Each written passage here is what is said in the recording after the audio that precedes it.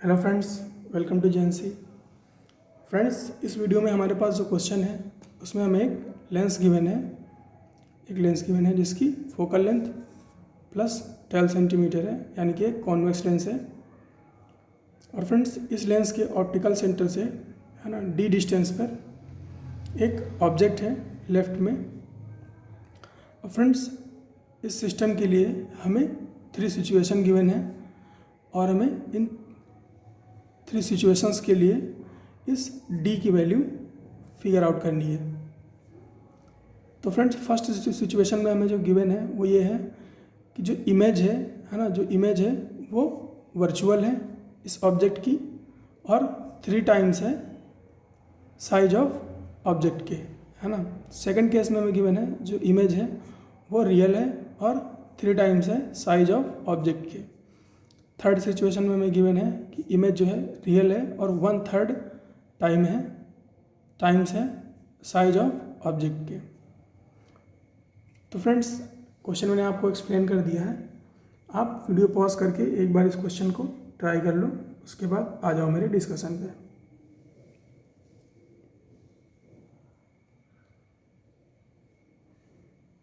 तो friends, I hope आपने question try कर लिया होगा।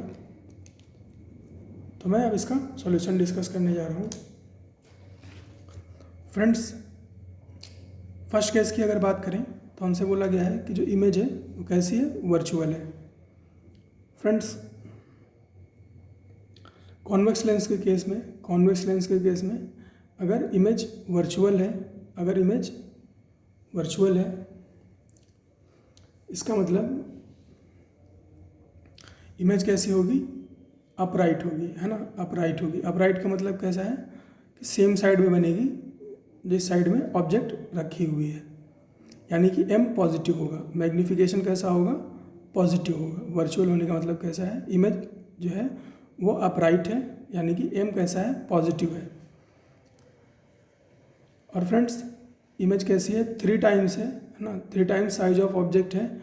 इसका मतलब जो m की वैल्यू है वो क्या हो गई, यहाँ से हमें प्लस पता चल गया, है ना, यानी कि यहाँ से हमें साइन पता चल गया, यहाँ से हमें मैग्नीट्यूड पता चल गया। तो m कैसा है, +3, है ना। m कैसा है, +3। अब फ्रेंड्स, m यानी कि मैग्नीफिकेशन का हमारे पास फॉर्मूला होता है m = HI/HO = V/U, है ना। क्या फॉर्मूला होता है, m = HI/HO = V/U, है ना। तो हम यहाँ पर ये दोनों पेयर यूज़ कर रहे हैं। तो m = V/U इक्वल टू क्या हो जाएगा, +3। तो v क्या हो जाएगा, u 3 से मल्टीप्लाई होगा, v हो जाएगा 3u। अब हमारे पास v और u में एक रिलेशन है और f की वैल्यू पता है कितनी है, 12 सेंटीमीटर, है ना। तो 1 वेरिएबल, है ना, 1 वेरिएबल 1 इक्वेशन अपना काम हो जाएगा। तो लेंस फार्मूला में वैल्यूज पुट कर देते हैं। तो क्या होगी, 1/f = 1/v - 1/u। 1/f = u, v कितना है, 3, तो 1/3u - 1/u, है ना। यहाँ से 1/u को कॉमन ले लो, 1/u को कॉमन लोगे तो क्या बचेगा, 1/3 - 1, 1/3 - 1 इंटू 1/u इंटू 1/u। अब ये 1/3 में से 1 सब्ट्रैक्ट होगा, क्या बचेगा, -2/3। क्या बचेगा, -2/3 इंटू 1/u, -2/3 इंटू 1/u। तो 1/f किसके बराबर हो गया, 1/f बराबर हो गया -2/3 इंटू 1/u के। f की वैल्यू क्या है, 12 सेंटीमीटर। तो 1/12 = -2/3 इंटू 1/u। ये 12 को कैंसिल आउट करेगा 4 टाइम्स में, फिर हम इसको क्रॉस मल्टीप्लाई कर लेंगे तो ये हो जाएगा u = -2 इंटू 4, दैट इज़ -8। तो u कितना हो गया, -8 सेंटीमीटर। तो फर्स्ट केस में ऑब्जेक्ट कहाँ रखी है, लेंस के लेफ्ट में, यानी कि डी की वैल्यू क्या हो गई, 8 सेंटीमीटर, है ना। डी की वैल्यू क्या हो गई 8 सेंटीमीटर। ऑब्जेक्ट कहाँ पर है, लेंस के लेफ्ट में 8 सेंटीमीटर पर, तो डी की वैल्यू क्या हो गई 8 सेंटीमीटर। सेकंड केस की बात करें तो हमसे बोला गया है कि इमेज कैसी है, रियल है और 3 टाइम्स है the size of object. Friends, convex lens के केस में अगर इमेज रियल होती है तो मैग्नीफिकेशन कैसा होता है, नेगेटिव होता है ना। कॉन्वेक्स लेंस के केस में अगर इमेज रियल है तो मैग्नीफिकेशन कैसा होगा, डेफिनेटली नेगेटिव होगा। तो फ्रेंड्स, इसका हमें साइन पता चल गया एम का। अब मैग्नीट्यूड कितना है, 3 टाइम्स बोला है ना, 3 टाइम्स, तो हमें मैग्नीट्यूड पता चल गया।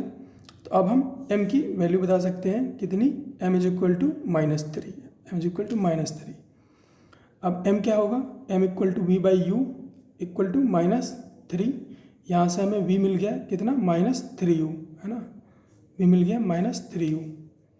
इसको हम पुट करेंगे किसमें, लेंस फार्मूला में, 1/f is equal to 1/v minus 1/u।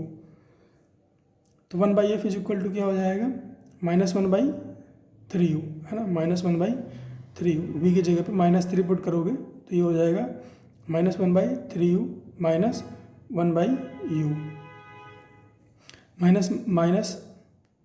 Minus 1/u common लोगे, है ना, -1/u कॉमन लोगे तो ये अंदर आएगा 1/3 प्लस 1, और ये 1/u, बाहर एक माइनस, है ना, -1/u को कॉमन ले लिया तो अंदर बचा 1/3 प्लस 1। ये ऐड हो गया, कितना हो जाएगा 4/3, है ना, 3 ऊपर जाएगा, 1 के साथ ऐड होगा और डिनोमिनेटर में रहेगा 3, तो 1 प्लस 3/4, तो ये क्या हो गया -4/3 इंटू 1/u, है ना, -4/3 इंटू 1/u। तो 1/f किसके बराबर है, 1/f बराबर है -4/3 इंटू 1/u के। f की वैल्यू है क्या, f की वैल्यू है 12, तो ये 1/12 हो गया, इक्वल टू -4/3 इंटू 1/u, है ना। ये 4 टाइम्स में कैंसिल करेगा 12 को, तो ये 4 into 4 -16, u is equal to क्या हो जाएगा -16 सेंटीमीटर। तो d की वैल्यू यहाँ पर क्या आ गई, d की वैल्यू हो गई 16 सेंटीमीटर। थर्ड केस में देखो, हमसे बोला है इमेज कैसी है, रियल है और 1/3 है, हाँ 1/3 है, तो m कैसा होगा, क्योंकि इमेज रियल है ना, तो क्या होगा, m नेगेटिव होगा।